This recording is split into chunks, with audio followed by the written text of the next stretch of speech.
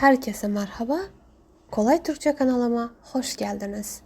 Hazırsanız başlayalım. Baba, balık, bahçe, banka, bilgisayar. Benim babam doktor. Balık yüzüyor.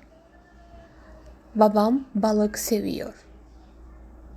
Balık çok lezzetli. Bahçede çiçek var. Bankaya gidiyoruz. Bahçe çok güzel.